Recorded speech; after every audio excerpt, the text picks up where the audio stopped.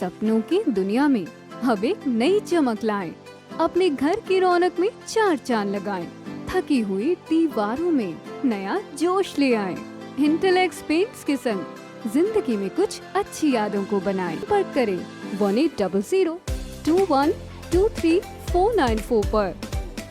नमस्कार साथियों, जैसा कि आपको पता है, जब से 2014 में भारतीय जनता पार्टी हरियाणा में आई है, तब से इन्होंने दलितों के साथ और पिछड़ा वर्ग के साथ एक कुठाराघात की नीति अपनाई है, जिसके तहत मैं आपको बताना चाहता हूं। जैसे ही 2014 में भाजपा सरकार हरियाणा में आई, इन्होंने पिछड़ा वर्ग की क्रिमिलियर की सीमा को 8 लाख, जो 2013 में 5 जनवरी को की थी कांग्रेस सरकार ने, वो 8 लाख से घटाकर 6 लाख कर दी गई। और जिसके कारण हमारे बहुत से पिछड़ा वर्ग के विद्यार्थियों को मेडिकल में और इंजीनियरिंग में दाखिले नहीं मिले, और उन्हें दाखिले न मिलने के कारण उनको रोजगार की समस्या का सामना करना पड़ा।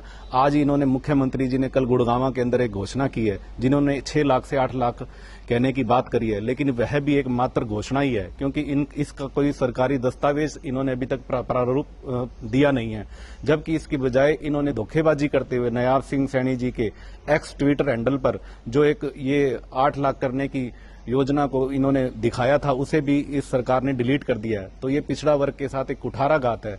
और साथ ही साथ जनरल कैटेगरी के लोगों को भी, जिन्होंने कौशल रोजगार के नाम पर आरक्षण खत्म किया, इस नीति के कारण भी, इस कौशल रोजगार की जो नीति है, इसके अंदर भी पिछड़ा वर्ग का ना ही किसी दलित का कोई आरक्षण है, जिसके कारण हमारे बहुत से बच्चे रोजगार से वंचित है।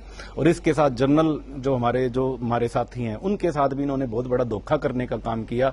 जो हरियाणा से बाहरी लोगों को नौकरी देने के लिए हरियाणा में इन्होंने 5 अंकों का एक आगे प्रॉफिट दे के नौकरी में लगाने का प्रावधान किया था, उसे माननीय सुप्रीम कोर्ट ने निरस्त कर दिया गया, जिसके कारण 20,000 से ऊपर के युवा हमारे जो आज नौकरी कर रहे हैं, उनके ऊपर एक तलवार लटक गई है कि आने वाला उनका भविष्य अंधकार में हो गया। तो मैं सभी पिछड़ा वर्ग के और दलित और जनरल लोगों के जो युवा नौकरियों की तलाश में और नौकरियां कर रहे हैं, मैं उनसे आग्रह करता हूं, इस जन विरोधी ताकतों को हटाने के लिए आप एकजुट हो जाएं और कांग्रेस पार्टी का साथ दें। और अभी हमें ये लड़ाई और आगे लड़नी पड़ेगी। आधिकारिक रूप से मुख्यमंत्री ने सिर्फ घोषणा की है, मैं आपको बताना चाहता हूं, उन्होंने अपने ट्विटर हैंडल से, एक्स हैंडल से भी इस घोषणा को हटा लिया गया है, जो कि एक बहुत बड़ा षड्यंत्र लग रहा है। तो इस कारण पिछड़े वर्ग को और एससी समाज को सबको इकट्ठा होकर ये आवाज उठानी पड़ेगी, ताकि ये घोषणा प्रारूप में आ सके और हमारे लोगों को इसका आरक्षण मिल सके। और मैं मुख्यमंत्री नायाब सैनी जी से भी पूछना चाहता हूं, भाजपा सरकार से ही पूछना चाहता हूं, पिछले इन सालों में जो हमारे लोगों को रोजगार नहीं मिला,